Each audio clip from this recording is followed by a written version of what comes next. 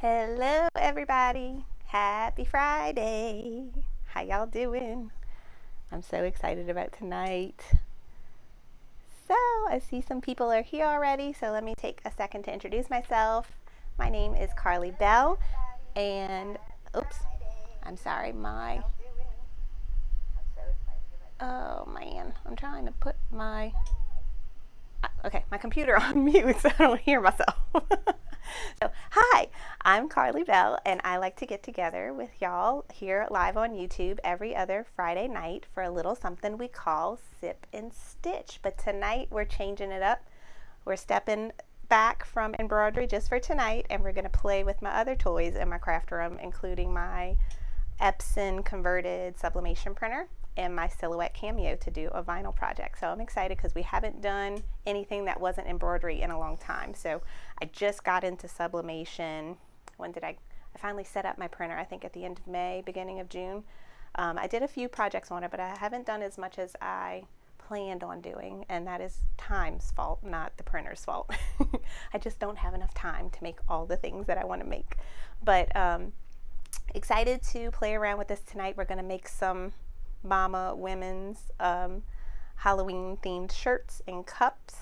So let me take a second to tell everybody hi. Let's see, we got Ann and Patty and Shan and Tina and Barbara and Angela. How is everybody doing? Let's see, I think I saw Brenda's here. Hi Linda and Loretta. So Brenda is one of our moderators. I'm not sure if Carol's going to be with us tonight. I think she is driving from North Carolina to Florida, so she might pop in and out on her phone, but we hope Carol has a safe drive. And let's see. Oh, Con's here. Con's another one of our moderators, so thank you ladies so much for helping out with the chat while I'm in my zone here and I don't always see all the questions. So if you have any questions, just type them in the chat, and Brenda and Con will help if they can, and if not, they're gonna copy your question down, and when I can pause and take a minute to say any questions, they'll paste them back in the chat for me so that we could see them quickly, and I get lost in the chat sometimes scrolling up and down. So let's see. Hi Bethany. So hi Bonnie Sue. I love Bonnie Sue. My stepmother's name is Bonnie Sue, so every time I see Bonnie Sue on YouTube, it makes me think of her. Hi Linda. Okay, so let's see. I always forget. There are things I want to tell you before I get lost in my craft world here. Number one, so the Applique Getaway is a virtual embroidery event that is taking place November 12th, 13th, and 14th. Now, if you did this last year, you might be familiar with it. I did it last year, and it was my first anything Applique Getaway, and I loved it. So this is a virtual event. And the way that it's set up is it opens on, I think, the November 12th, and that's when all of the content of the getaway, the embroidery conference or trade show, if you'd say, is released. So I am going to be teaching, and I'm going to make 2 videos. So they're going to be pre-recorded, but you'll be able to access them when the getaway opens November 12th, 13th. Myself, along with Lisa Shaw, who we all know and love, gives great embrilliance tutorials. There are also going to be digitizers. There'll be people experienced with Silhouette and Scan and Cut, I believe. There are also some sublimation teachers. I think last year they even had someone teaching about Glowforge, so it's all the things that we love. I think there was even rhinestones, so all kinds of good stuff along with machine embroidery. So the virtual event is only $25 to sign up for, and like I said, it's released when it opens in November, but you have access to all the videos. I think it said through January 22nd, which is even longer than it was last year. So you don't have to watch them all that weekend. You don't have to, there's nothing live going on. You have access to watch them at your leisure when you have time. You can go and rewatch them. Say like I'm hoping to do a project in one of my videos, and in the hoop project. So if you want to watch it and then get all your stuff together and then rewatch it and actually do it with me. So you'll have access to all the videos through January 22nd, I think. So I have my affiliate link to sign up for the getaway for only $25 in the description box below. So I highly recommend it. I did it last year. I was also lucky enough to attend the in-person applique getaway in Dallas this past summer, and that was the best. That was my first time going to something like that, and I loved it. Now I want to go to every single one. So that was something I wanted to tell you. Yeah, so you can sign up now.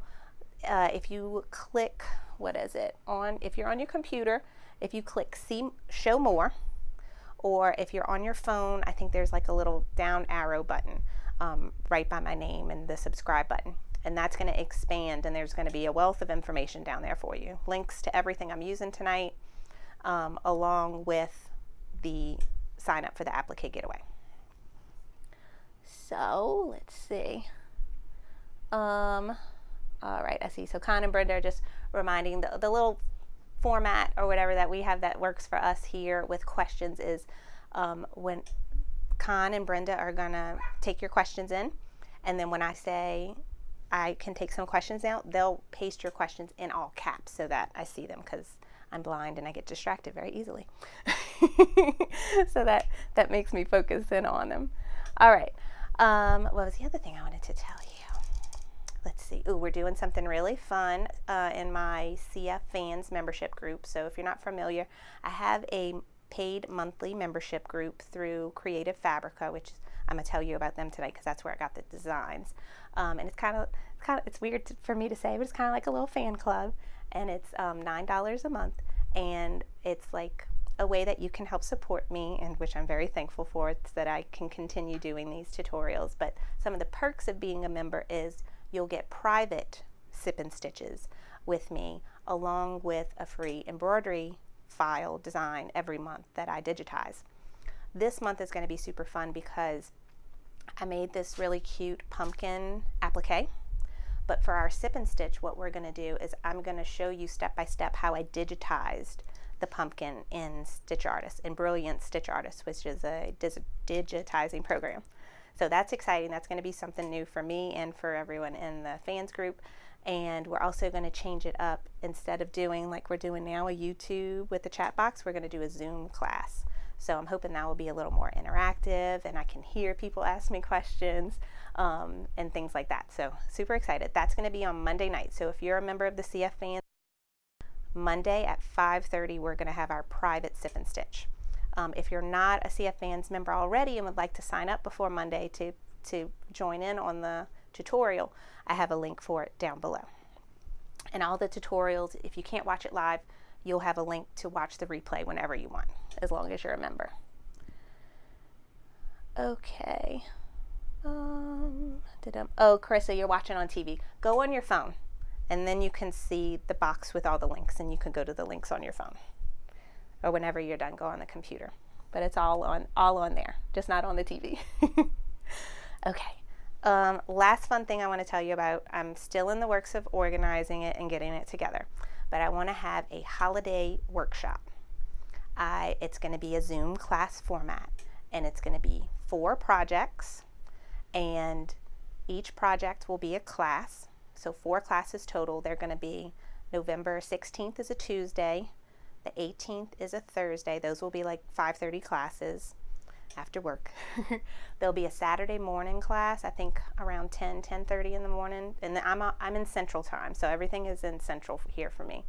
And then the following Tuesday at 5:30. So that week before Thanksgiving, we're going to have this holiday workshop, and it's going to be 4 projects, and the designs for each project are included in the purchase of the workshop. So I'm working on them now, and just a little sneak peek, this is one of them. We're going to do it in the hoop Christmas ornament, and I have a cute little Christmas tree here, and I haven't decided totally yet on the 3 other projects, but as soon as I have samples and stitch outs of everything, I'm going to take pictures and show it all to you, and then I'll have a place for you to sign up if you're interested in the workshop coming soon.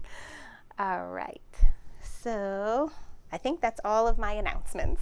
Thank you all for listening and paying attention. We will now move on in class. So time for a sip.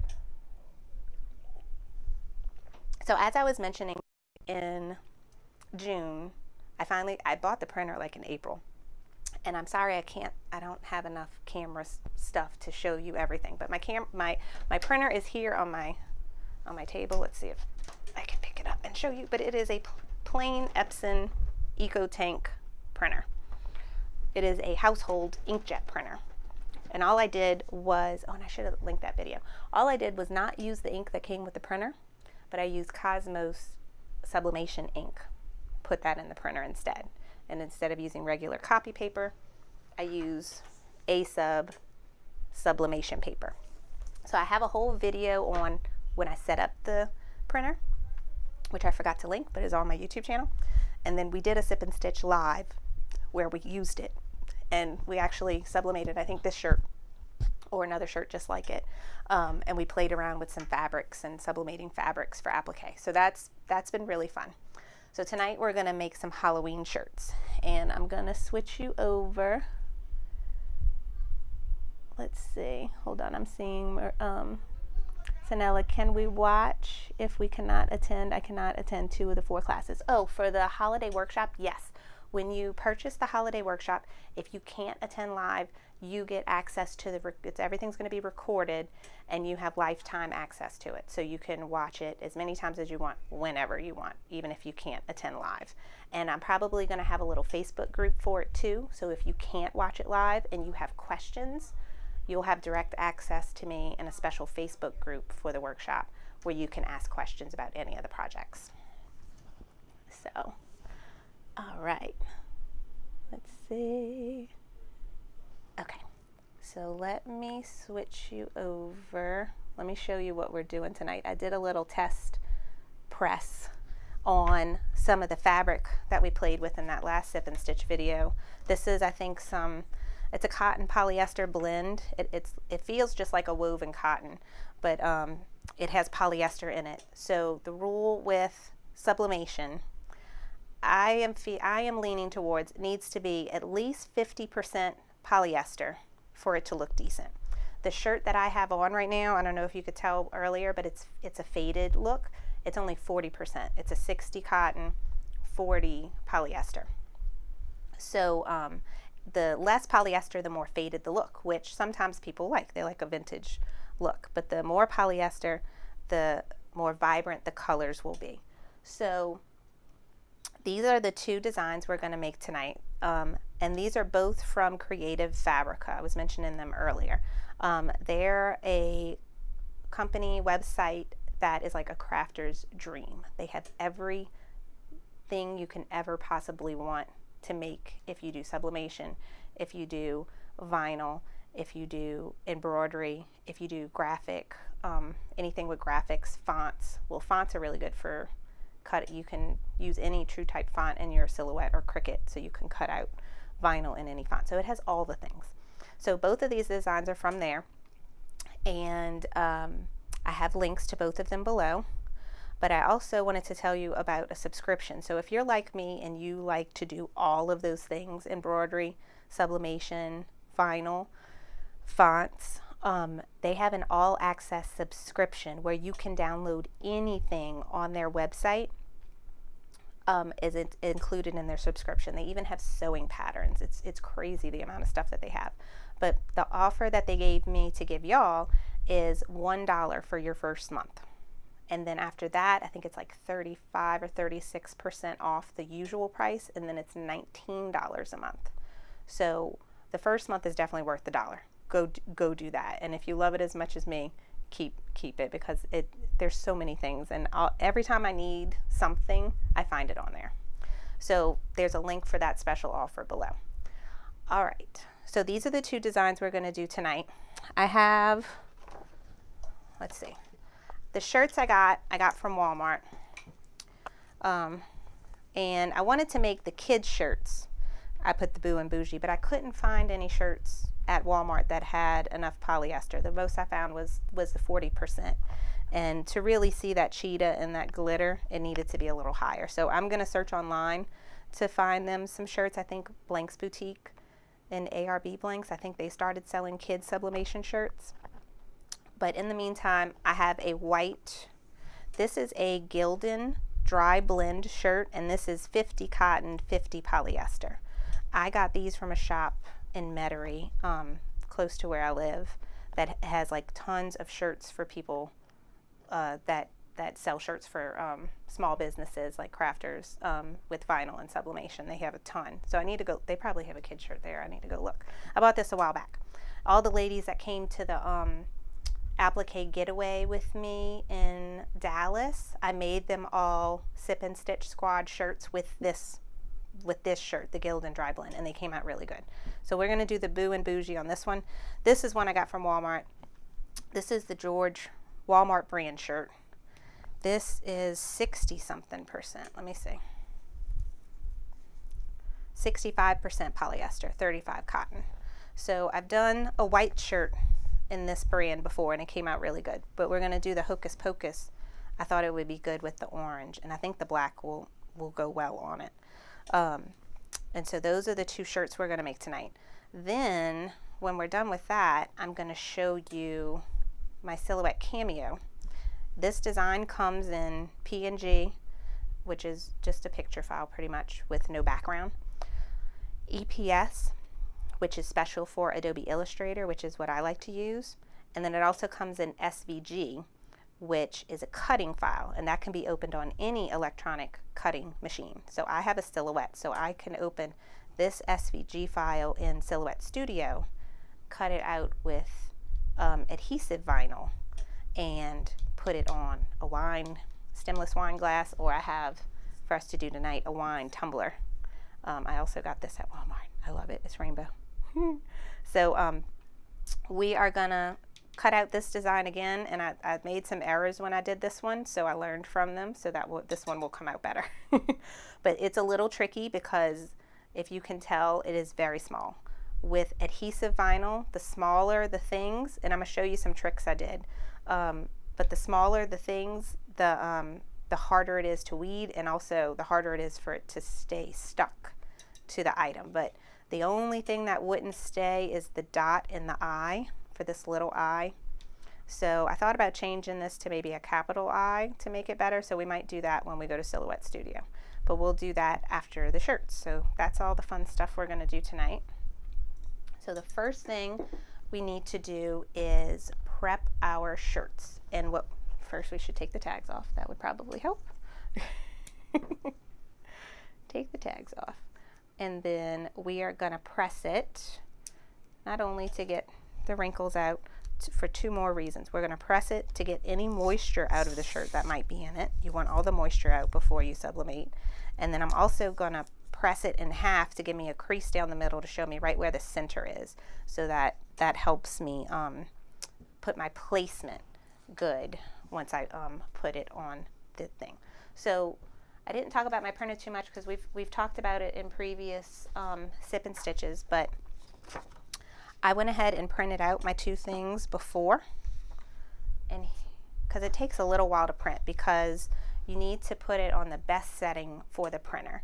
You need to have it on photo or premium presentation, and I do the matte, not the glossy. And then the second thing is that you have to print it in a mirror image. So it needs to look backwards so that when it goes on the shirt, it'll be in the right orientation. So I've already printed these. All I did was open up the files from Creative Fabrica. I happen to open them in Adobe Illustrator. You can also, I think, open them in Paint. You can also open them probably in a Word document, I would think, as well. I haven't played around with it much. I've only played with Adobe Illustrator. I know you can also open them in Silhouette Studio if you have that program, which is free. You can download it even if you don't have a Silhouette, but it's a really nice vector program, similar to Adobe Illustrator. So all I did was I stretched it out as much as I could to where it would be as big as possible on my paper. My printer only prints 8.5 by 11. I think it can also print legal, but I haven't gotten any legal sublimation paper. So I made this as big as I could, and I thought for this one I did better turning it landscape than trying to put it this way. So I turned it to get it a little bit bigger. So both of these are already printed out and ready to go. So first let's go over to, I'm going to show you my heat press and my little setup for sublimation with the heat press. All right, any questions before I head over to the heat press? Let me wait a second because there's a little delay, so I'm gonna take a sip.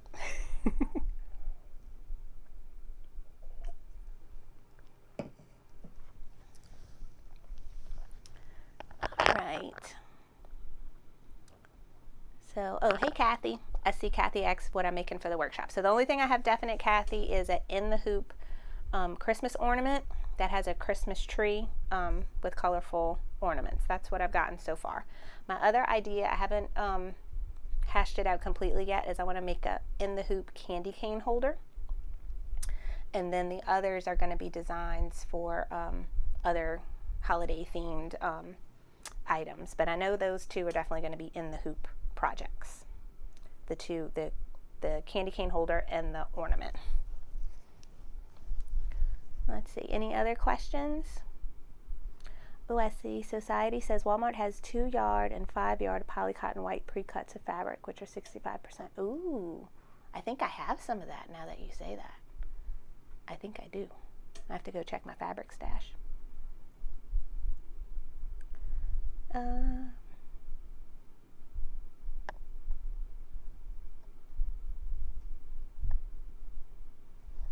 All right.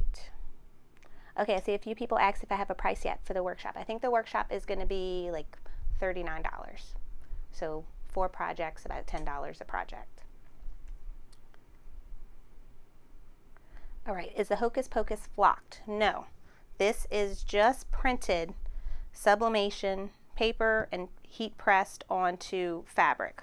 It may look a little off because if you don't, we're going to go over this, if you don't pull or you don't tape the paper on well, it might shift a little, and that might have caused it to look a little 3D-ish.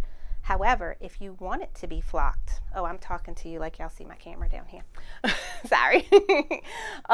If you want it to be flocked, this design also comes in SVG, which I showed you. I did adhesive vinyl. You can cut it out in flocked heat transfer vinyl, or HTV. They sell flocked HTV.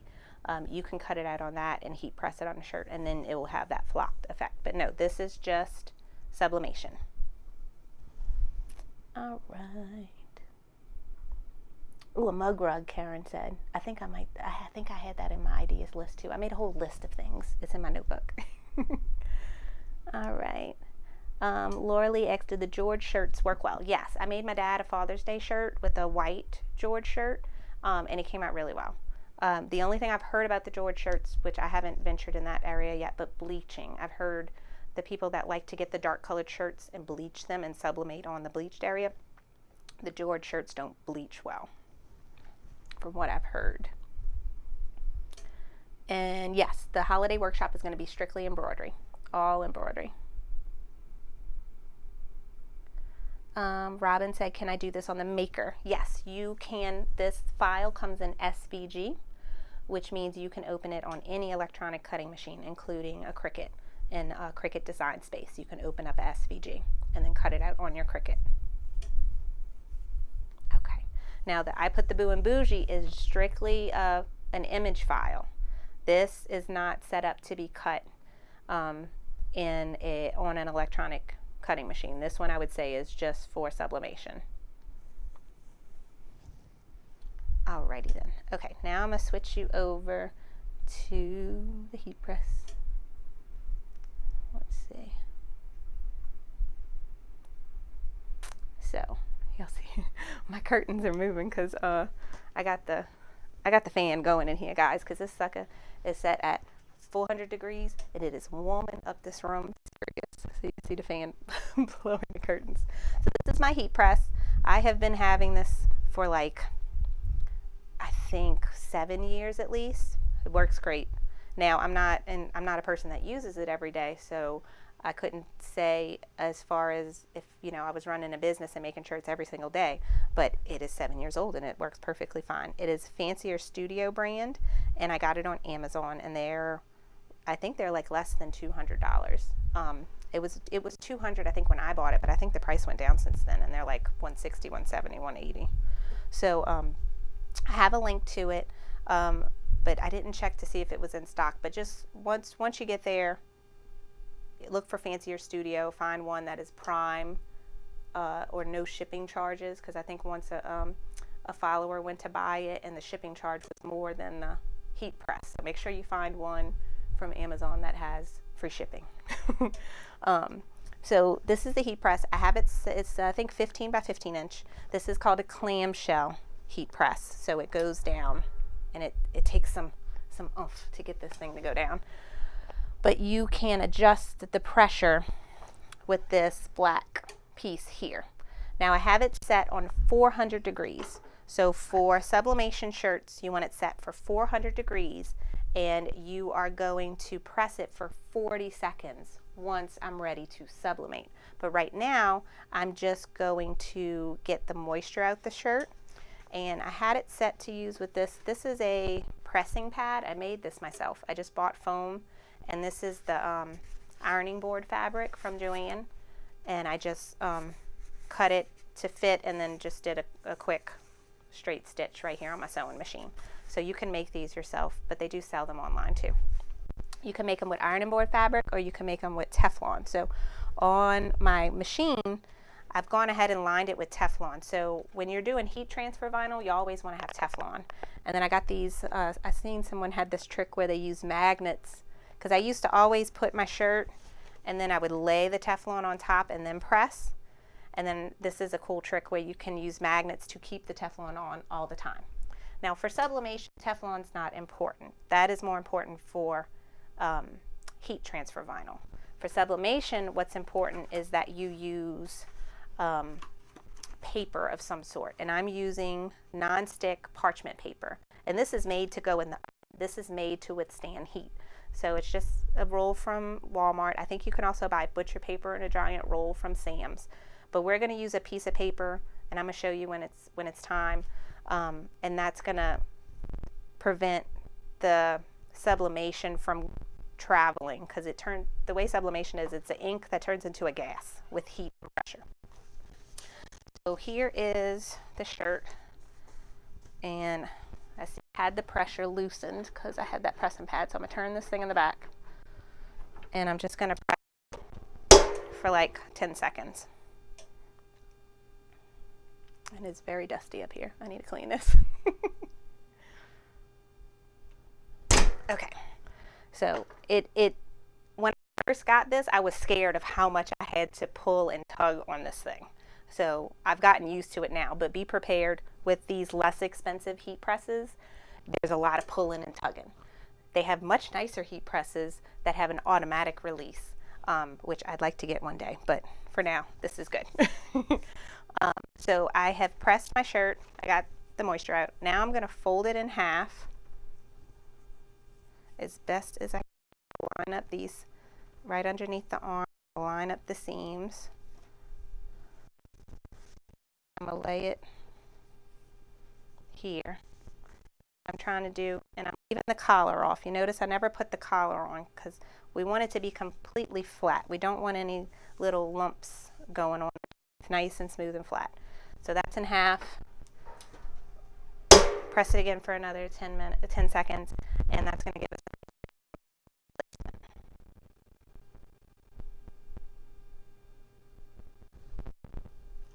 Okay. Ooh, I might have the pressure on a little too much there. All right, so now we're going to, I don't know if you could see that crease line, but I'm going to go back over to the table, and we're going to tape our design in place. Ooh, lint roll. Yeah, I forgot about that. Thanks for that reminder. I have my lint roll behind me. Okay. All right.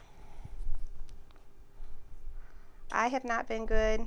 My sound is a little choppy. Let's see. Is it rubbing on my shirt? I'm sorry. I'll try and pay attention that my hair is not hitting it. Thank you, Brenda. Okay. So now I'm not a professional sublimator. I've just done this here and there. I'm just showing y'all the little bit that I know. I definitely, embroidery is more my field, where I feel, like I've learned a lot over the years. Sublimation's just new for me. I have pressed tons of things without lint rolling them, and they've come out fine. But if you want to be good and do it the right way, we should lint roll. And if I'm teaching you, I should teach you the right way, right? So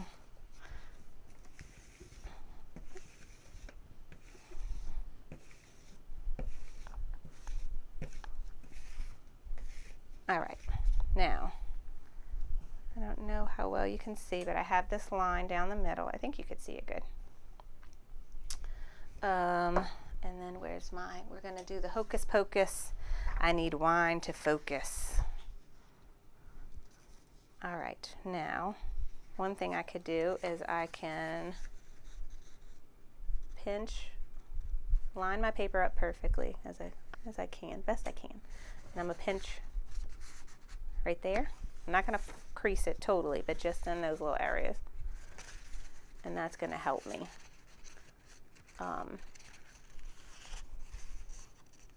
See my center good.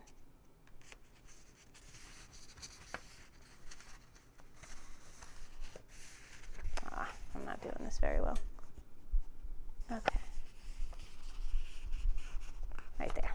All right, so I just got some little pinch lines here, and that's going to show me my top and bottom, that it is good. And then I generally, on a adult crew neck, I go about 3 inches from the collar. So about right there, at the top of the H, I think is good. They do have some really cool little devices that fit around collars. I need to get me one of those that help you with placement. I haven't played with one before, but they look like they would be very helpful, especially when you have, like, if you're trying to do a lot of shirts. And I am lining this up the wrong way because we need to line it up this way, not with it up. All right. I could see through it. Let's see. Yeah, that looks good. Okay. So I got my little pinch in my line, my pinch in my line. Now I'm going to use heat resistant tape, and I'm going to tape this one better than I did that piece of material so that it doesn't shift with the going up and down of that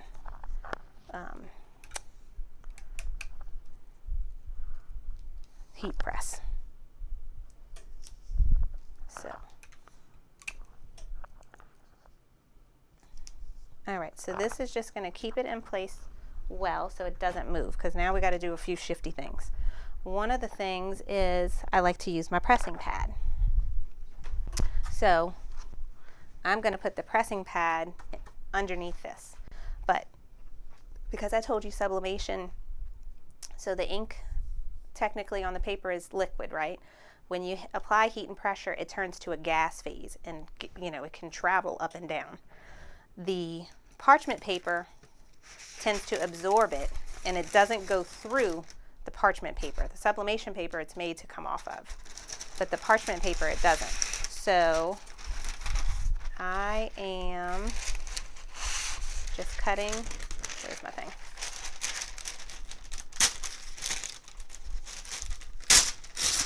A piece of parchment paper that's that big, and let's see, is it tall enough? I'm gonna wrap it this way. So I have my pressing pad. I'm just gonna wrap it around the top of the pressing pad like this. And so I'm gonna guide it into the shirt. Also, if it's a pain in the butt, which I can see already, it's gonna be a pain in the butt. We're gonna put the pressing pad in first, and then we're gonna put the parchment paper on top of the pressing pad. But make sure your pressing pad is bigger than your design. And actually, we probably don't even need the pressing pad, to be honest. The pressing pad really comes in handy when on kids shirts, or like women's razorback shirts, where they have the back of the shirt has a seam, and that seam is rubbing on the top of the shirt. So the pressing pad is not super necessary on this shirt, because there's no seams that are going to get caught up in the press. This area would stay nice and flat without it, but I have it already set up, so I'm going to use it. So the pressing pad is completely underneath, and now I'm going to guide the parchment paper on top of the pressing pad, and underneath our design. So I could see I got pressing pad, parchment paper, shirt. So you see how I'm moving things a lot, so that tape really helps the design stay where I want it and stay centered where I wanted it to be. Now I'm going to pick all of this up so that pad and the parchment paper inside doesn't shift, and I'm going to carry it over to my heat press like this.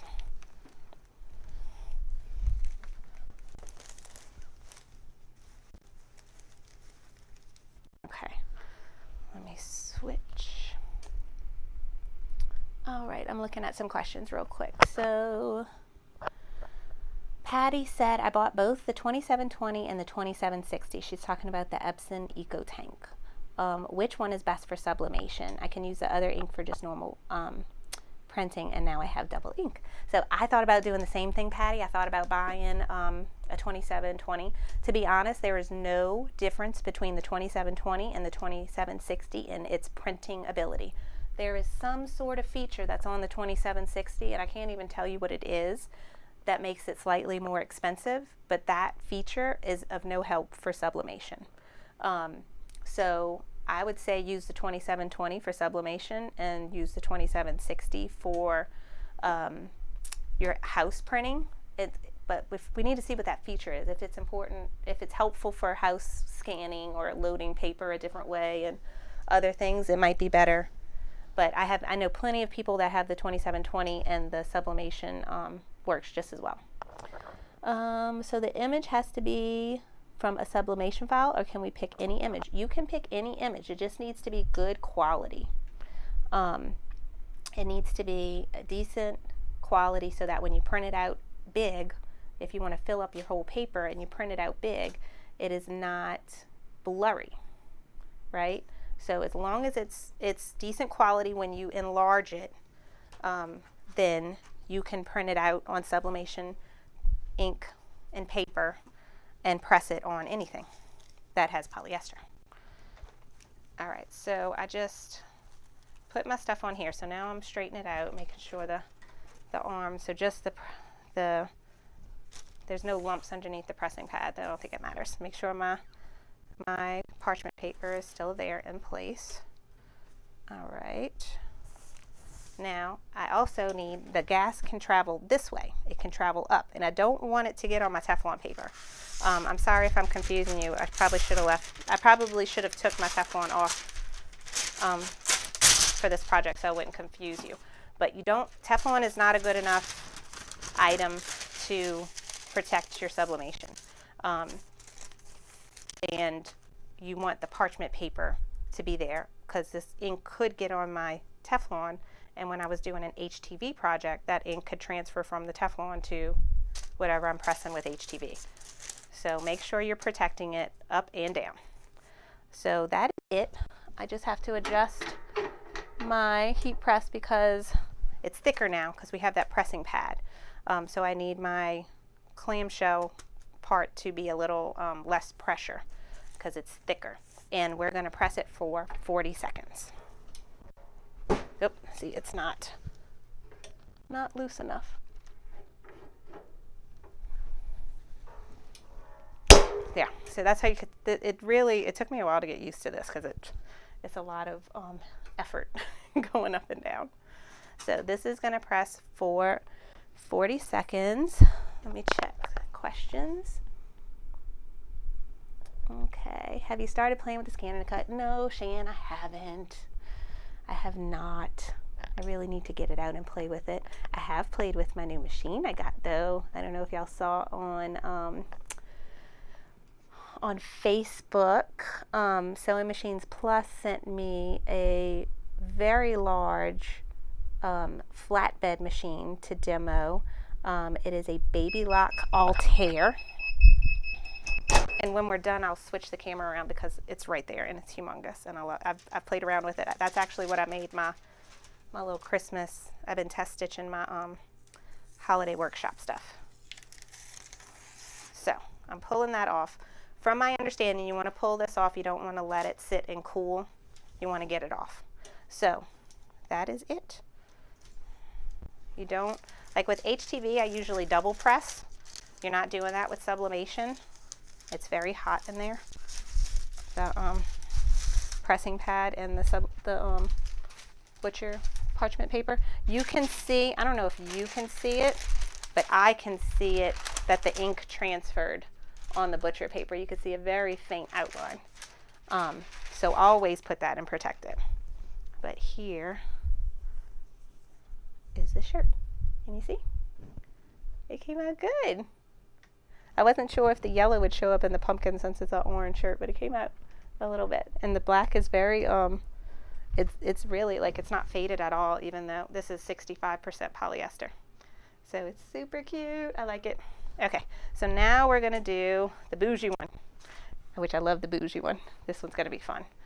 All right, I got a white shirt. We're gonna get the same process. I'm gonna get the moisture out. This time I won't use the pressing pad. Let's see. Okay, so I'm tightening it back up because it's flat. Okay, in about 10 seconds.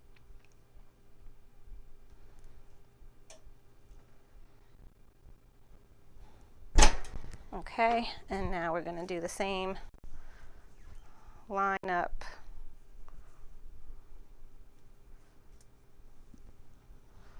Just get the center good. And some, you know, shirts are not perfect.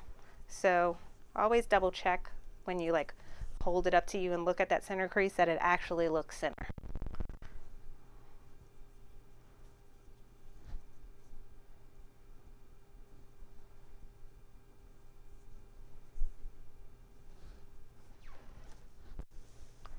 All right.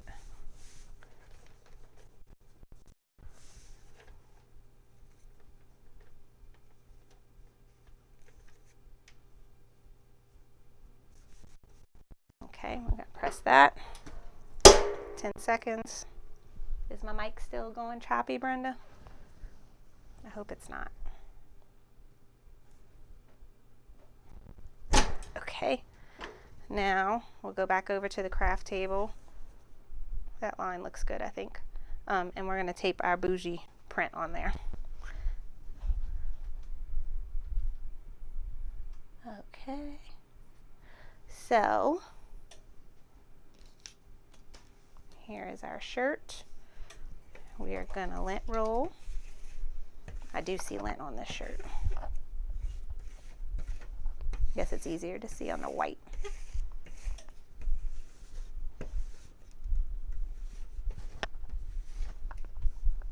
I got a piece. There might be something on the shirt there that ain't coming up. Okay.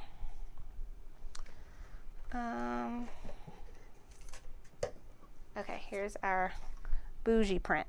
I'm a little nervous about this bougie print because you see how this spider web comes out? Normally, when I do designs, I would center it completely, right? But because this spider web is off-centered, and we've talked about this with embroidery before, where the design is here and they got some sort of embellishment, and when you center the true center and you put it on the shirt, it looks off. So I might smush it over to be more centered for the wording, not including the spider. So if I do this, the center, it's about 7.5 inches wide. So what's half of 7.5? 3 3/4. So I could put, let me get a little pen. I have a pencil nowhere. Let me put a little mark where I want to crease. I have a pencil that is not sharpened. Here's a little pen. Okay, no, I don't want to do a pen. Pencil, here we go. All right. So 3 3/4 is about here, and that here is about there. So I'm not going to crease it right where the paper is in half, but I'm going to fold it and try and put my little crease mark where I put that line right there. we'll see how this goes, because I am not always the best person at centering things. Alright, so I'm just going to line up the top good, and as soon as that mark looks like it's there, so I think that's good. So we'll try that out.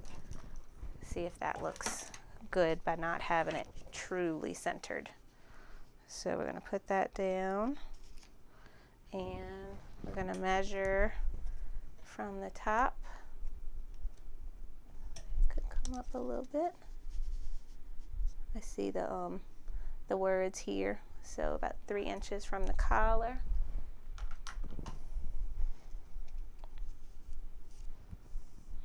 And it doesn't look like my center line really is center, so I'm going to do something else. I'm going to 18. No, it is. It's a little rougher. 15.5 would be 7 3/4.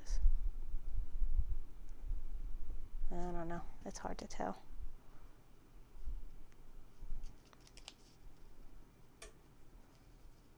Okay, I'm going to go with that. So again, we're going to use the heat resistant tape, and I'm going to tape it really good. Okay, thanks. I've seen Brenda. Thanks for joining us, Brenda. Thanks for helping out.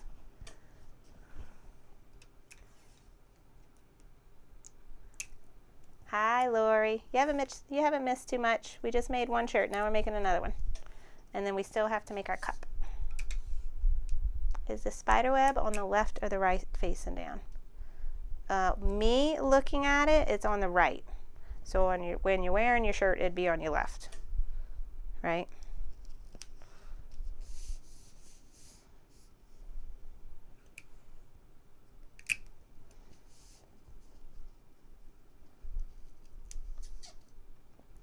Okay, so I think that's good. All right, like I said, for this one, I won't use a pressing pad. I'm just going to go ahead and put some parchment paper.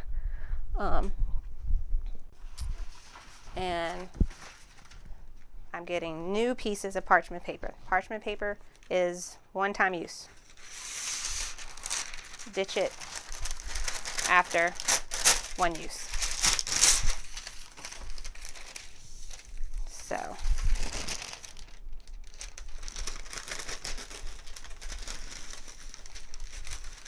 the pressing pad actually makes it a little bit easier to put the parchment paper in the shirt. It has something stiff to glide on top, because if not, the back of the shirt starts wrinkling up. Okay, so there's my parchment paper. I'm making sure that it's going around the whole shirt. I feel it at the bottom too. Yep. Okay, so all of that's there. I'm going to do the same thing like I did when I had the pressing pad. I'm going to pinch it so that that parchment paper doesn't move when I go over to the heat press.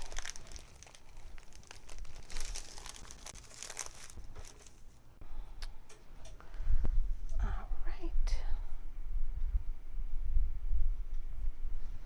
Okie dokie.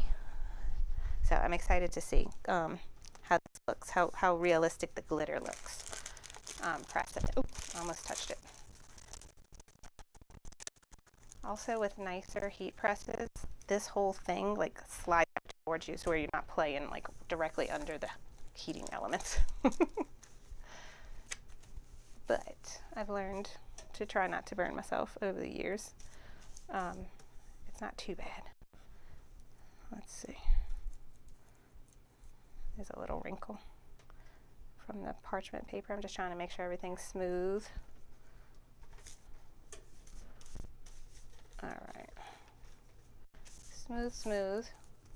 Okay, and now I need a new piece of parchment paper on top.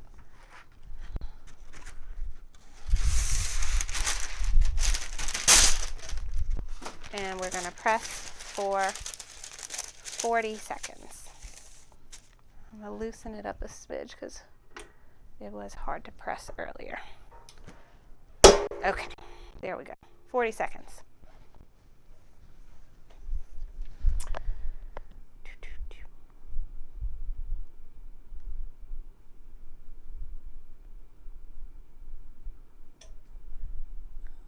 Dum-dum-dum-dum. I'm just looking to see if they had any questions. I think I answered all of them. All right. And so on the back here is where you set your temperature and your time. So to give you an example for heat transfer vinyl, the temperature is 305 for regular and 320 for glitter heat transfer vinyl. And I only pressed for 15 seconds. So sublimation was like, whoo, that's hot. And a long time too. So here is our bougie shirt. It looks good. The glitter does have a good effect. Now this shirt is 50% polyester, so it's a little more faded than my orange shirt, which was 65, but I think it still looks good. So, yay, I like it. I'm gonna wear this to one of the Halloween parties we have with some friends and the kids. It's like a family Halloween party. So yay, these are our 2 sublimation shirts. So we're done with these. So let me clean up a second and then all of this in the trash. This, obviously still has ink left on it, but if you tried to press it again, the vibrance would be significantly lower. So it's really a one-time use thing, unless you're going for a very faded look. So I am going to turn this baby off because it is heating up my whole room. And I'm going to throw all this away. And next we are going to be looking at this black contraption next to my heat press. And that is my Silhouette Cameo. There. Okay. Let me get this out of the way. So I had a little snafu when I was using this earlier, so I'm going to show you first. We're going to put that same Hocus Pocus design. It's hard to see with the clear glass, but we're going to cut out the same design, but we're going to cut it out in white. And now I'm going to take you over to my computer to show you how I manipulate it in Silhouette Studio to get it how I want it to be for the cup. So, show of hands, how many people have Silhouettes, or are y'all all Cricut people? I know I saw Bethany was here earlier. She's an expert on the Cricut. She has a YouTube channel all about that. So let's see.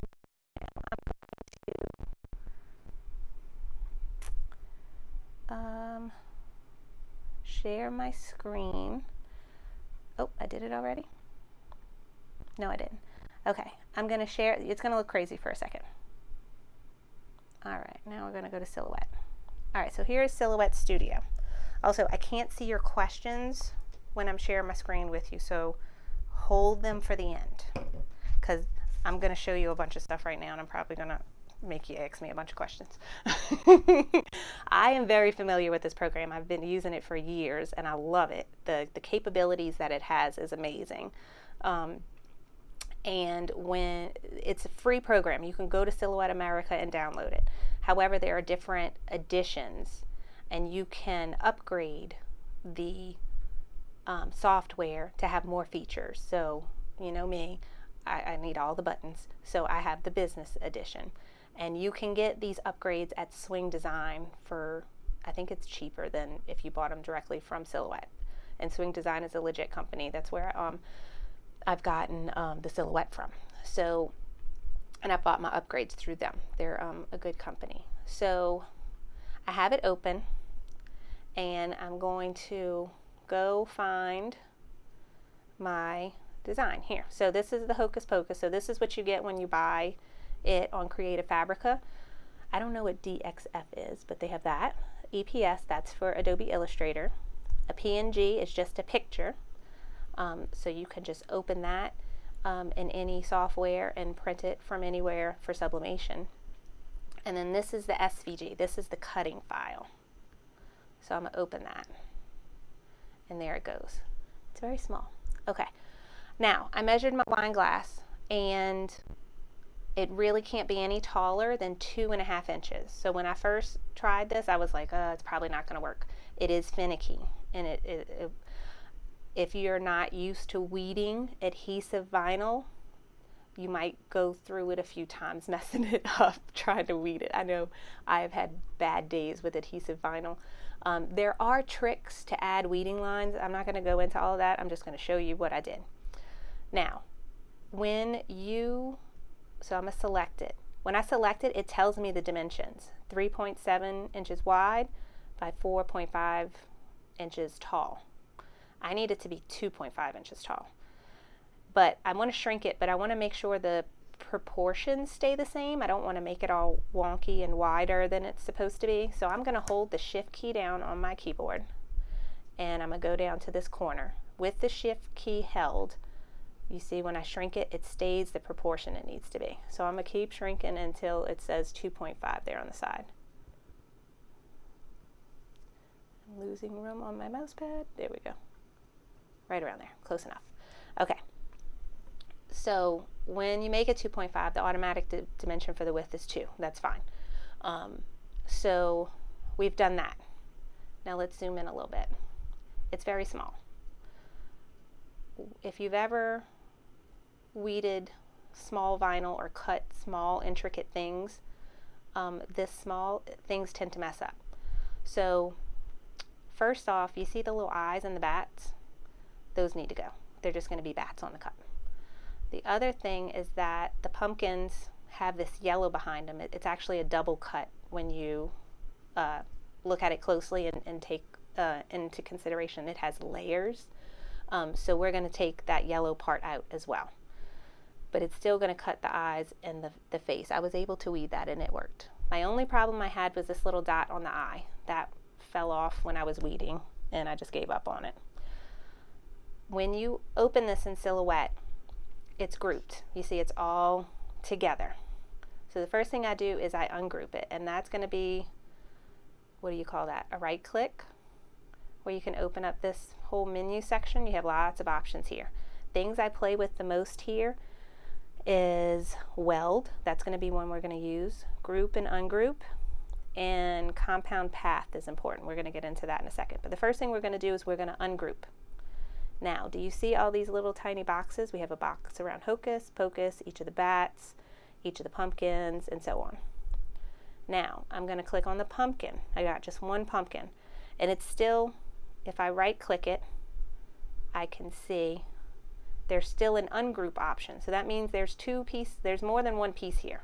Something's going on. Either the eyes and mouth are all individual pieces that have been grouped. But what I found when I ungrouped it was that I'm going to click away. I'm going to click right in the yellow of the eye. I'm going to click and I'm going to drag.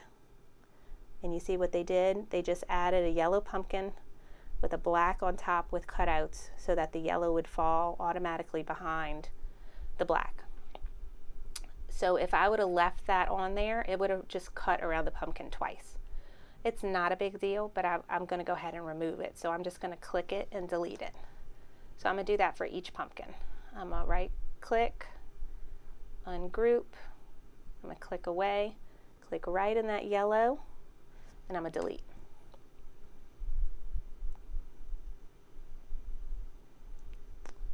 Ungroup, and click right in the yellow, and delete. Now if I wanted to do that for the shirt, I could have as well if I wanted the orange to show through where the eyes and the mouth are, since I did an orange shirt. Alright, the other thing I decided to remove, just for the sake of that this is teeny tiny and I knew it was just going to mess up anyway, is those eyes and that bat and those bats. And I'm going to show you the trick I did to do that. Alright, so we're going to zoom in here so you can see all those little bats.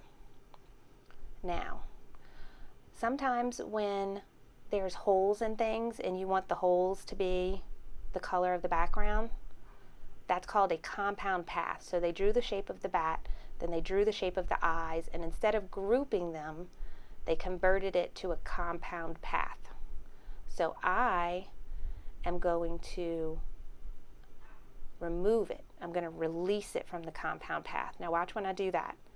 The eyes turn black. The shapes are still there, but now it doesn't know that it wants to be seen through.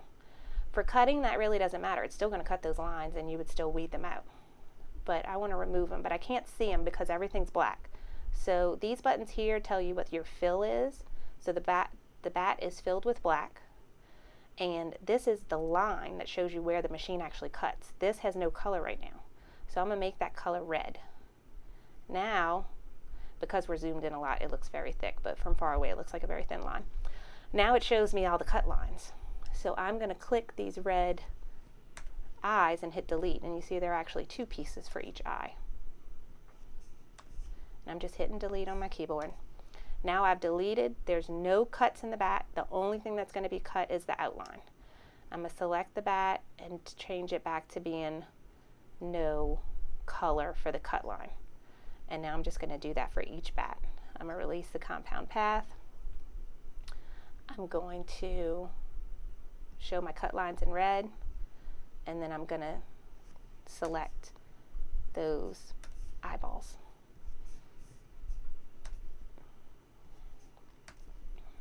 And because this project is so little, you really have to zoom in to even see any of this.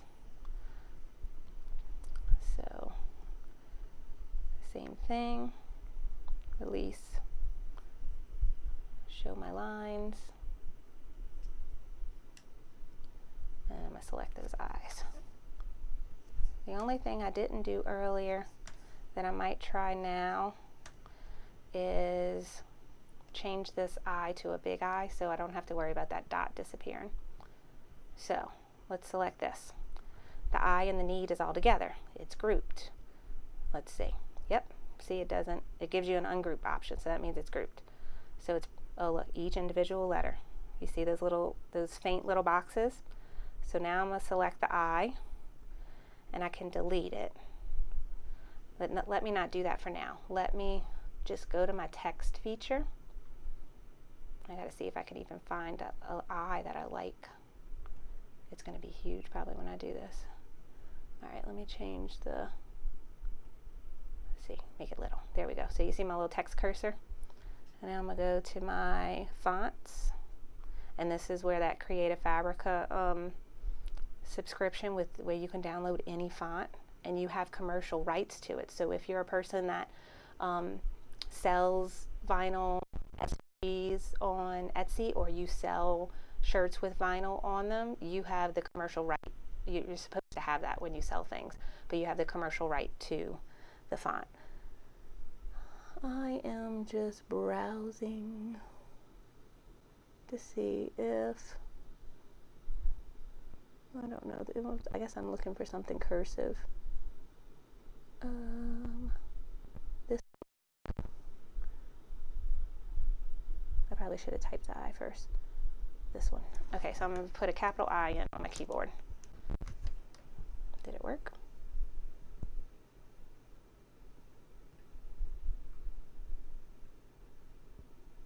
Okay, I'm putting a capital I. Yeah. And when you type, it's making everything clear and just have the red for the cut line. So it's not in the font I wanted. So I'm going to highlight it. Let me click out, click it. Okay. What was the font I found? Yeah, this one. No, that doesn't look good. I just want a normal eye. That one looks good. I like that one. So I am going to resize it and make it about the size of that little eye. How does that look? No, it needs to be bigger.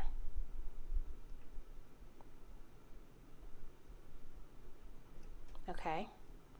Now I'm going to hit this little eye and I'm going to delete it. And now I'm going to take this eye, move it down a little. Okay. Now I don't need to do anything more, but just for visual, if you want to see how it looks, I'm going to change the fill to black. And you see, you barely see that red cut line now. And I'm going to change the cut line to clear. Now, one more step. Let's zoom out. Oops, too much zoomed out. Okay, so we changed that little eye. We took away the bad eyes. We took away the yellow behind the pumpkin. One last thing I found after I cut out my design already, and you would see it if I'm gonna highlight everything, because everything's ungrouped now, remember? And I'm gonna show you the cut lines, and you'll see what I'm talking about. With script fonts, oh, you can't see it. Let me zoom in. With script fonts, each letter is individual. So like this P would have a tail, and it's going behind the O. Oh, look, you see, there's the cut line. They're not actually connected. The P doesn't flow into the O. The O still cuts out here. And same here, it cuts out. Those tails are behind it. You just can't see it. So there is something called welding, and that's going to make everything that touches flow, and there's no cut line. See, like there's no cut line here that flows, right? Same with the H. See the cross going over the H? It flows. There's no cut line between them. But between each letter there is a line, and to get rid of those lines and make everything flow, that's called welding. Let's see if that works. Yes. So now look, if we look closely between the O and the C, you see now it's all connected. That's what we want. And I'll show you where it messed up on my cup when I did that. All right, so we are done. Just to be safe, we can group everything so that I don't accidentally move something out of place. So now it's all grouped as one thing. And I'm gonna move it in the upper right-hand corner of my cutting mat. This is telling my machine exactly where I want to cut it.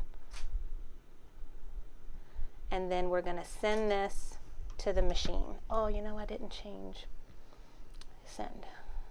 For some reason, my Silhouette is not connecting to my computer. It's my new computer. It connected earlier and it doesn't like it now. But let me go back to, okay, let me check the thing. Okay, yeah, okay, do y'all have a million questions? Let me stop right there. And I need a sip. Do y'all have a million questions? Tell me. Okay.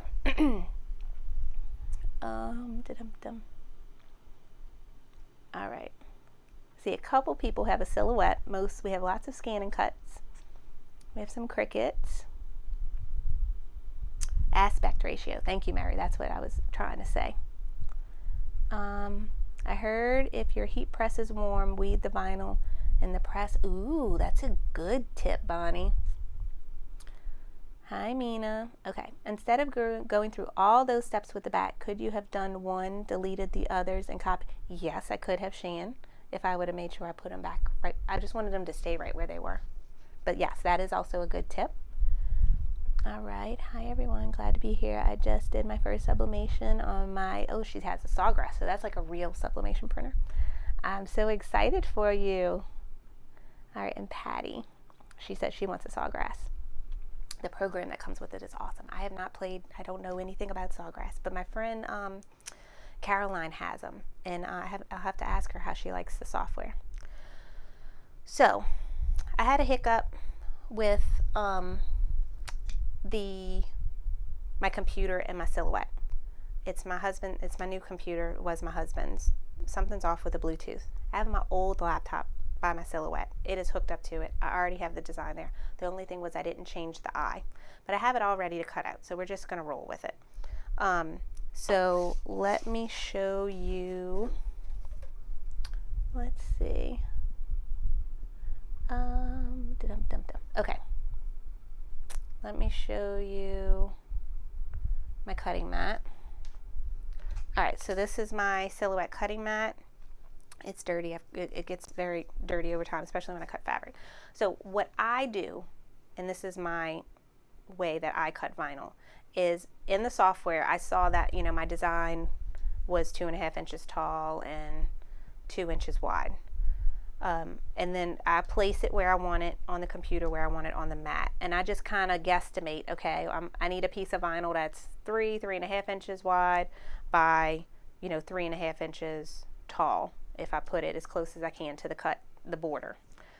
and then I'll cut a piece of vinyl that size. This was a scrap I already had in my pile, so I just put it on there. But I'm not one that puts a huge piece of vinyl and then cuts it out after. I always cut my vinyl to exactly what I need and then deal with scraps from there, or use the scraps for pieces when I can. So that's what I did in this case. So the adhesive vinyl, you don't have to mirror anything. You don't have to, it's easy to see that the paper backing goes down on the sticky mat and the glossy side is up, okay? And the cut settings, oh, I wanted to show you that. So I do something a little different. Let's see.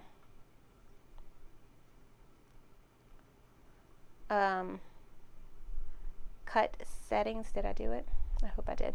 Let me go back and see. Yes. Okay. Cut settings. So vinyl gloss, oh, it's not going to work because it's not connected to my machine. I have carriage number 1. Make sure everything's selected, and you want this option here, cut. So you just want to cut everything. And then you choose your media. I chose vinyl glossy. If it was connected to my machine, it would show you what the recommended blade and speed and pressure is. The only thing I do, the recommended blade is 1. I push it up to 2. So right here you'll have a picture of a blade and with the number 1, and there's a little arrow next to it.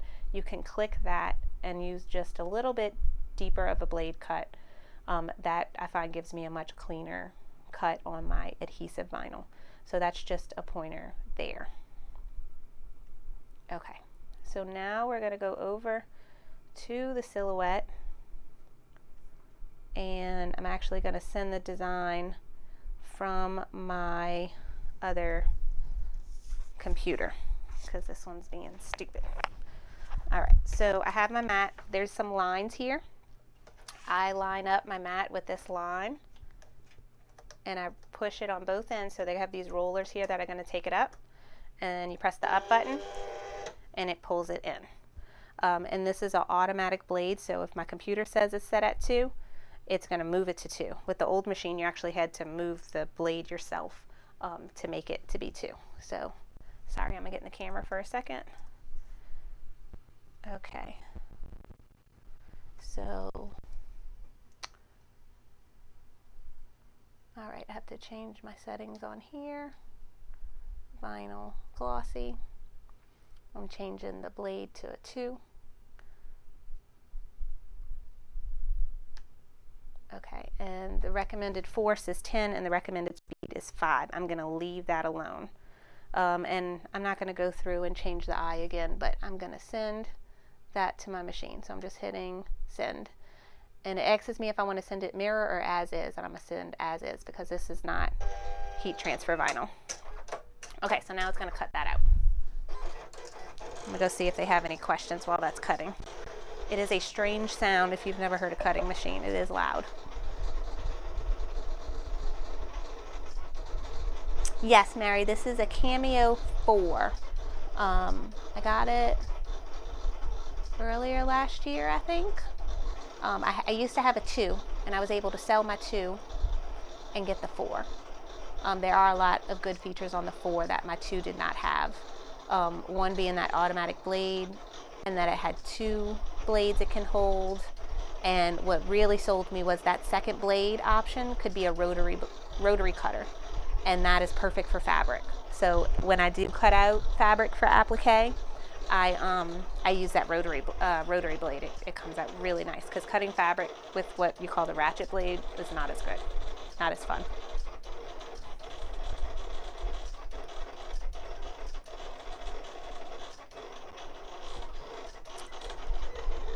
But yeah, the Cameo, it comes in white, black, and they also had it in pink. I don't know if they still do or not. I know it's definitely white and black on Swing Design.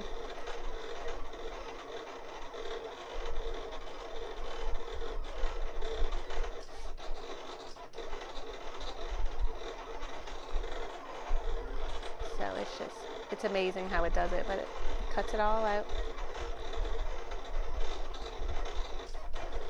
So yeah, I need to open my scan and cut. I see y'all have scan and cuts. I need to open mine and play with it.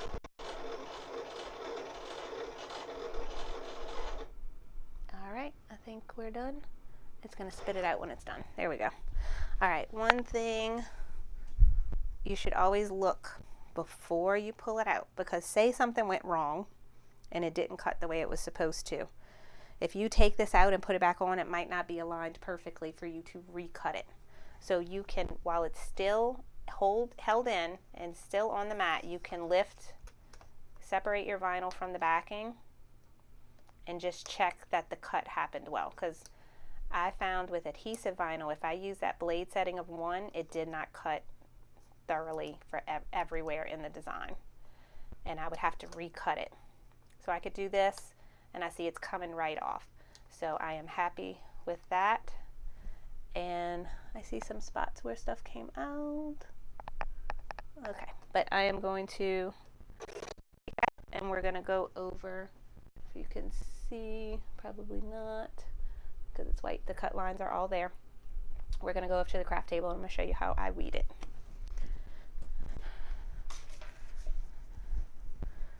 All right.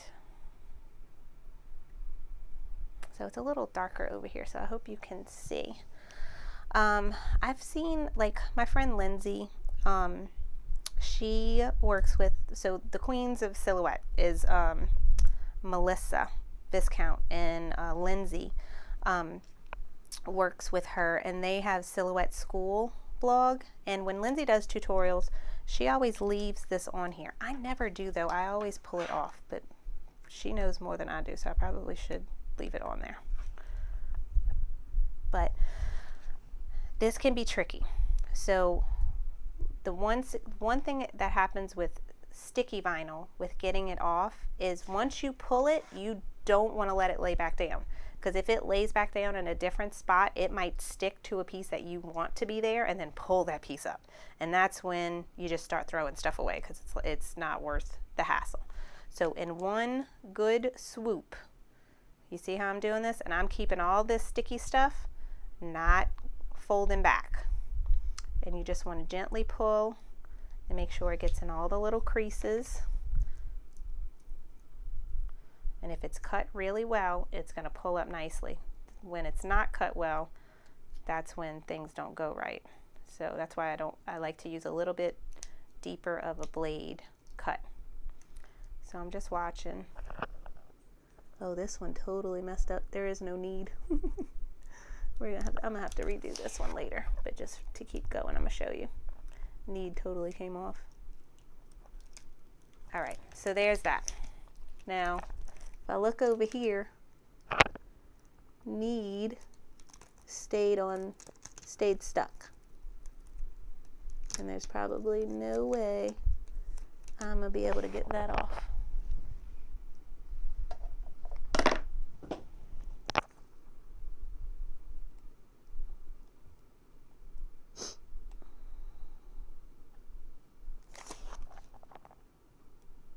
I need more light too, I can't see good.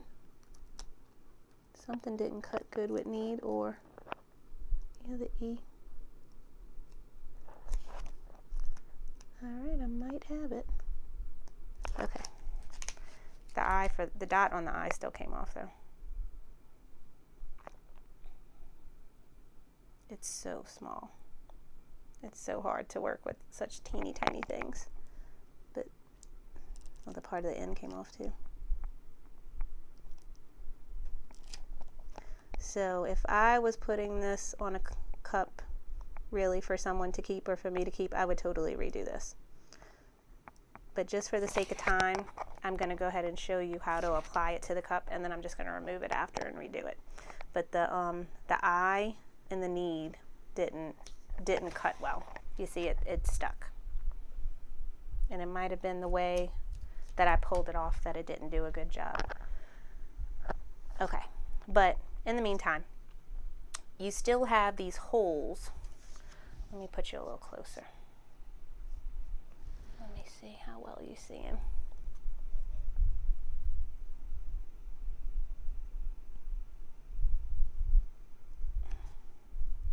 Okay, you still have these little tiny holes that you have to pull out. And this is another process of weeding. So you see I just got the O the middle of the O out, and I have this little special weeding tool, and I have this thing that helps me collect my scraps, and I can just do this and it falls in there.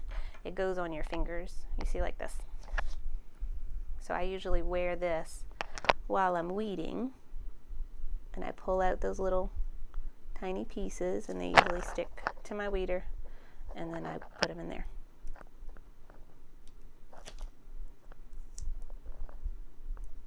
And there are also tricks, like sometimes it's hard to see those cut lines, and you could put your vinyl under a light box so the light shows through from underneath on top of a light box, and that helps you see all those cut lines. Okay, let me check. Doot, doot, doot. Oh, Karen said, just a reminder to show, I need to show y'all my altar. Yes, I will. I'll go move the camera so y'all can see it. I'm sad I messed up the knead. I wanted to show you how good it really is, because it worked well. Now I am using a different vinyl too. All vinyls are different. I think this is an Oracle one. I think the one no, it was Oracle. Oracle's supposed to be like the name brand for sticky vinyl, adhesive vinyl. I was even going to delete the faces and the pumpkins, but I think they come out good. And this can be very tedious, so you might not want to make many of these cups. It's much easier to do bigger decals or put bigger words. I think these are too many words to try and put on such a small cup. But it's a perfect design for a wine cup. It's like we have to do it anyway. So another option would be just to go ahead and sublimate it. Get you a sublimated, sublimation blank wine tumbler, and sublimate it on a little piece of paper and tape that paper well to it.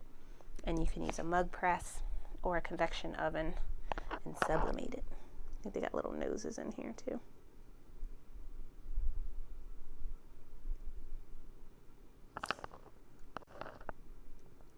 All right, so that's as good as that's getting. Let me show you my cup up close. I might need to back up just a little. Let me see. Okay, let me move that. All right, here's the cup up close. This is where I was talking about the welding. You see right here between the O and the C of focus. This wasn't welded, so that O had a tail like this, and when I weeded it, because there was a cut line here with the C, that was a separate piece and was able to come right off when I weeded. And that happened, all of them were like that, but that was the only place where it came off. So that's where I saw, I was like, oh, this needs to be welded. And then you can see just the dot of the I didn't stay when I weeded, but the knead stayed fine on this one. I don't know why I had trouble on the white vinyl. But this is what it's going to look like on the cup. So now I am just going to take this off, and I'm going to go ahead, give me a second, let me move this up.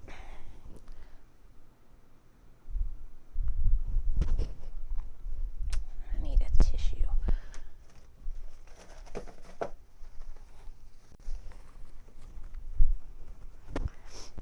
Okay, how am I doing on time? Not too bad. All right, so where's my scissors? I'm just going to cut out what I need here.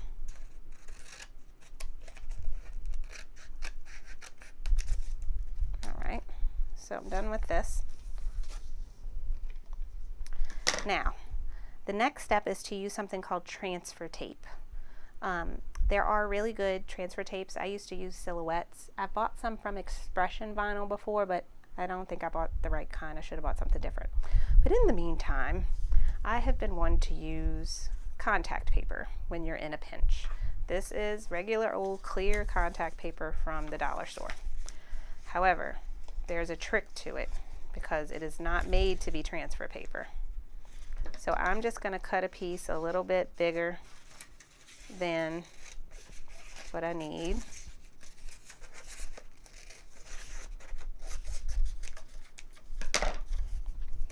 Now, this is my contact paper. And you're just going to peel it away from the backing. So real transfer tape is going to be the same way. However, it's going to be made to go on the vinyl right away. The problem with contact paper, it is too sticky. And if it's too sticky, your decal is going to stay stuck to the contact paper, and it's not going to come off on your tumbler like you want. And I cannot get this stupid thing to come apart. There we go. So there's my contact paper.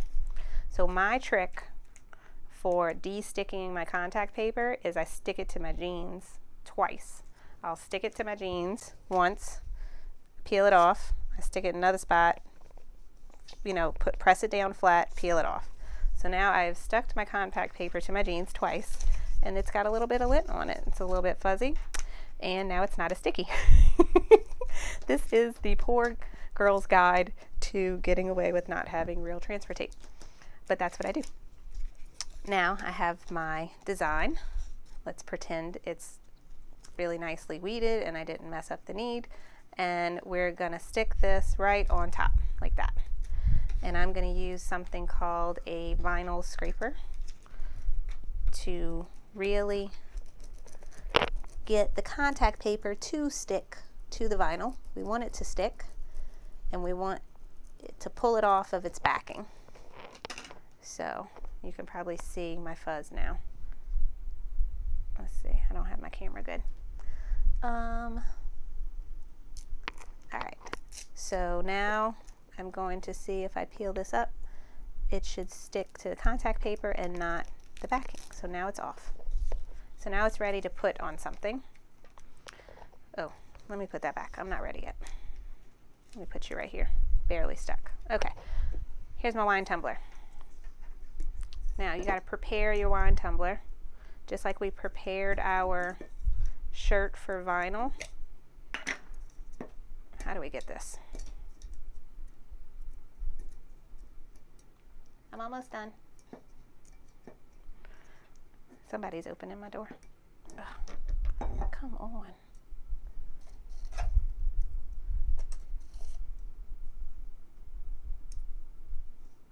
This label does not want to come off. It's on there good. I'm gonna have to cut it with my little scissors to even get a. There we go. Okay. Label. Really good. Ah, see all that? I'm gonna have to get that off with glue going. Oh wait, no. There we go. All right. So this is, you see how it kind of changes. So this side is mostly gold and this side is mostly blue with some purple on the side. I'm gonna stick with putting my design on the blue side. But before I put it, we need to get, see all the grease and oil from your fingers touching it? That's gonna keep the adhesive of the sticker from staying on. So what I do is I clean it with an alcohol swab. So anytime I am putting a vinyl decal on anything, I always clean it with this. So let that dry for a second. Now, it's a little harder for me to do this on camera than what I would do if I was really doing it in my craft room. What I'd usually do is I'd be sitting down and I would put this right on my lap with like the crease of my legs kind of cradling it like this so it doesn't roll. However, on my table it's a little harder, so I'm gonna do my best so that I could show y'all on the table. So I have my decal, it's stuck to my thing. What I can do is I can put some things, my little trash can, and my vinyl thing. Okay, this might work. All right, and then, no, this is too tall. We need something shorter. Maybe my phone.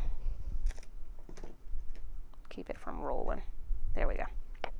Now, I am eyeballing this the best I can from not being right on top of it, but I am going to put this a smidge from the top, just trying to have it to where it's not crooked, you know, going straight across this way. And what I do is I barely let it touch it right in the middle, like this.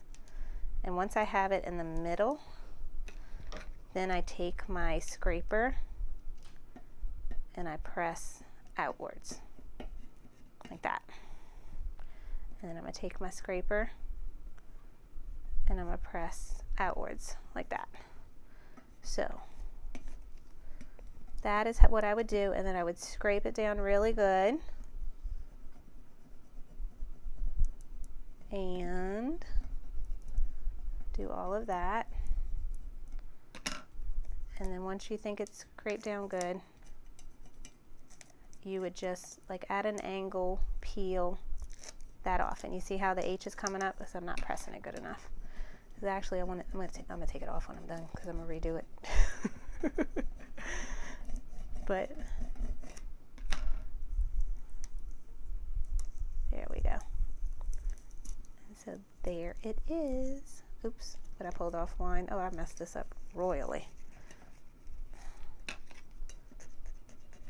All right. There we go. And we're done, even though part of a word is missing. So that is our wine tumbler with adhesive vinyl with the Hocus Pocus. My thing with vinyl is that I try not to put it in the dishwasher, and definitely like as soon as you placed it, I would not let it wash it for 24 hours. You can also maybe apply a little bit of heat to it with a blow dryer, or like someone else said, putting it underneath your heat press just to get a little bit of that blow off heat, and that's going to help the adhesive stick a little bit better. And then I have put some of my tumblers with decals in the dishwasher on the top shelf, and they have been fine. Over the years they have started to come off, but I think that it just depends on what kind of person you are. I'm sometimes a lazy person and I don't want to hand wash everything, so I put everything in the dishwasher.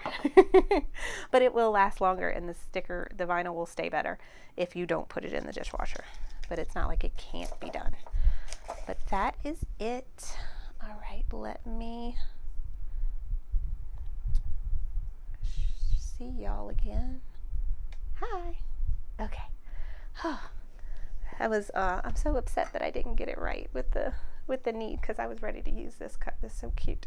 So I'm gonna pick off all this vinyl probably with my thing, clean it good with alcohol again to get all the adhesive off, and I'm gonna redo it. So I'll take a picture when I get it right, and I'll show it to y'all in the Facebook group.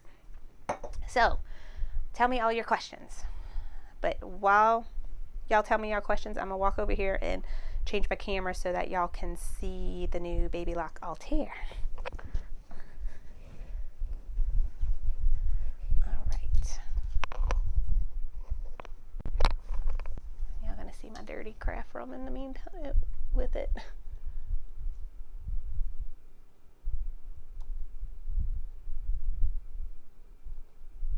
Let's see, how does that look?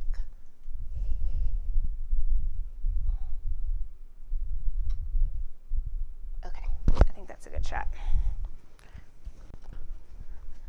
All right, I'm back. All right, thank you, Cece. Oh, Angela has a really good tip. They make Mod Podge that you can paint on your cup so that the decals can be dishwasher safe, but it has to cure for 28 days. Awesome. My friend Amy, she epoxies the tumblers, so that she made me this koozie, and it has vinyl with my name, but it has epoxy over it, so it doesn't mess up. However, I don't think you're supposed to put these in the dishwasher either. I do it anyway. All right. Thank you, guys. Oh, okay. Norma says Matt from Rhinestone World has an instructional video on how to make a cup tumbler holder. I've seen people have those, and they just made it with some wood with like some felt or something over it. It came up and it like cradled the cup. For me, sitting down is the easiest thing, and just putting it on my legs. But yes, they do make sort of cup cradles to help you so that the cup doesn't roll around when you're trying to apply it.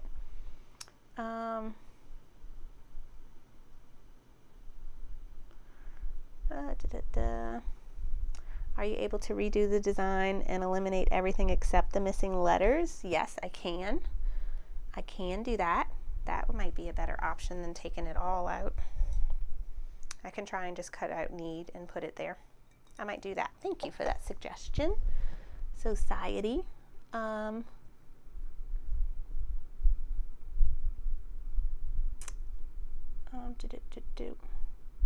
I think Society said my husband makes a crisscross frame out of PVC with the swim noodles. Yeah, that's a great idea.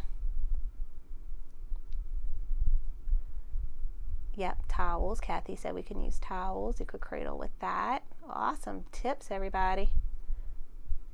Tina's worried about my nails. I'm not gonna break these suckers. All right. Okay, I'm just scrolling up and seeing everything. See if I missed anything. Okay. Any other questions? Thank you guys. I'm glad you liked everything. Okay, so y'all know I work closely with Sewing Machine Plus.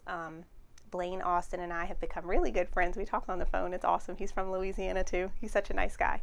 But he likes for me to demo machines and to show y'all how they work. So he was kind enough to send me a Baby Lock Altair, which is amazing. I haven't even begun to jump into all the things that this machine can do. But I'm gonna do a video. I've unboxed it already.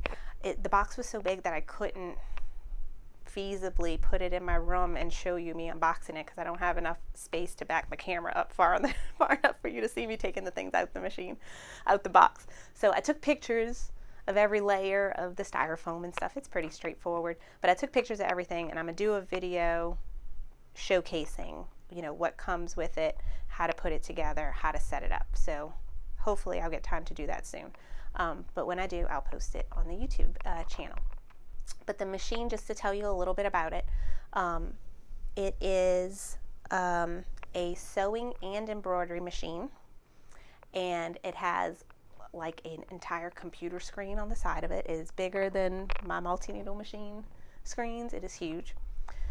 And it has a bigger hoop than my multi-needle machine. It has a 9.5 by 14 inch hoop, which is astounding.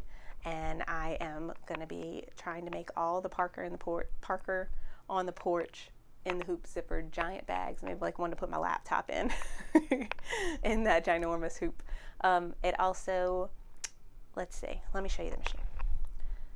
Let me see. So there's a just right off the bat, there's a few things that I love already. The screen is humongous. It makes pretty little noises like my Persona does when it turns on and off and when it's finished.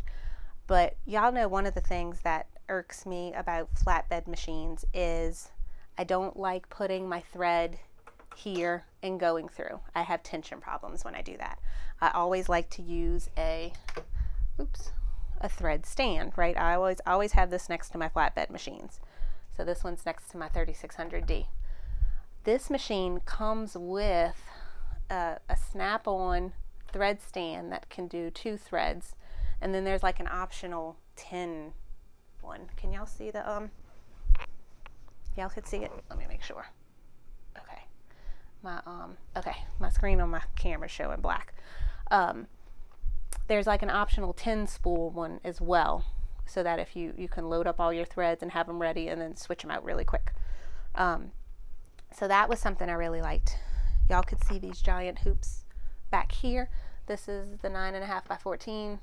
This is a 9.5 by 9.5, and then 5 by 7 and 4 by 4. And then there's some other options you can buy individually. Let's see, some of the other nice upgrades from my other flatbeds. It, of course, cuts jump stitches, but it has that wiper feature just like my free arm machine does, which is nicer than my 3600D. It has a laser pointer, so when you're tracing, you can see exactly where your design is going to fall. Then I can't even get into all of the fanciness of the camera situation. I haven't even learned about it yet.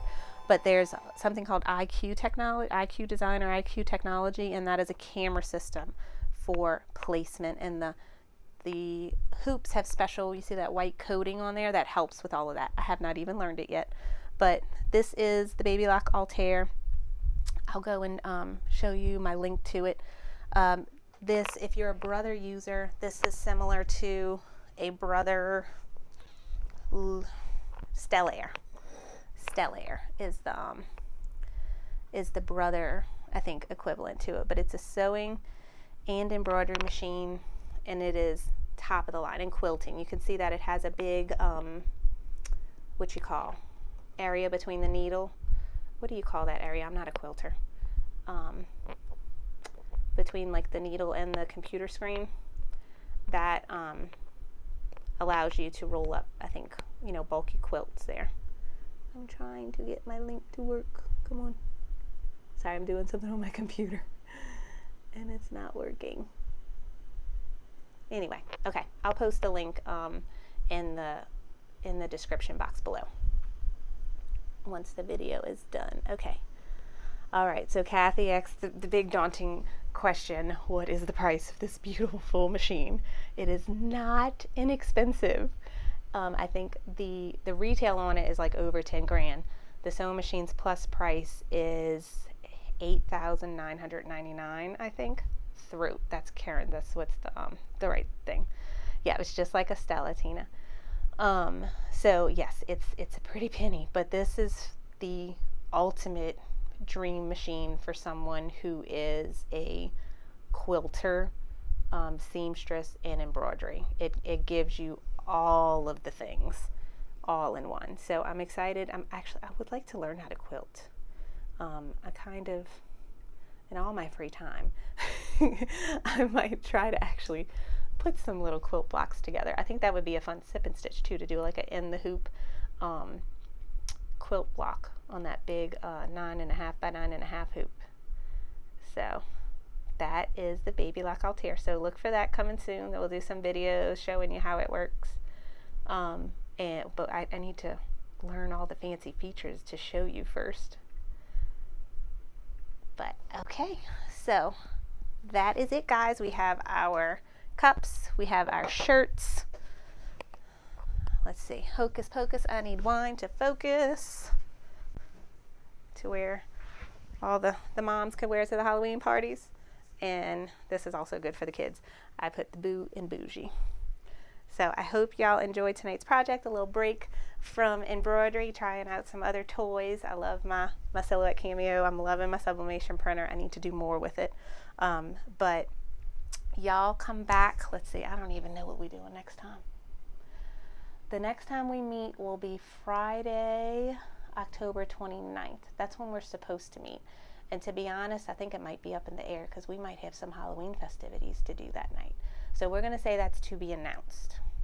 And I'll figure it out with rescheduling it. But we'll probably get started, maybe something Thanksgiving, pumpkin, you know, away from Halloween, but staying in the pumpkin realm, going to Thanksgiving, and then we'll soon be getting into our Christmas gear and all the Christmas projects that we could do. I'm so excited. So stay tuned for when our next Sip and Stitch will be. But in the meantime, go register for the virtual applique getaway and join me for that. Watch out for when I post what we're going to be doing for my personal holiday workshop Zoom classes. And remember, if you're a CF Fans member, we're doing a digitizing class Monday at 5:30 Central. And if you're interested in learning more about that and want to become a CF fan, I have a link in the description box below. So thanks everybody for joining me tonight. I really appreciate it. I hope you all have a great weekend, and I will see you next time. Bye bye.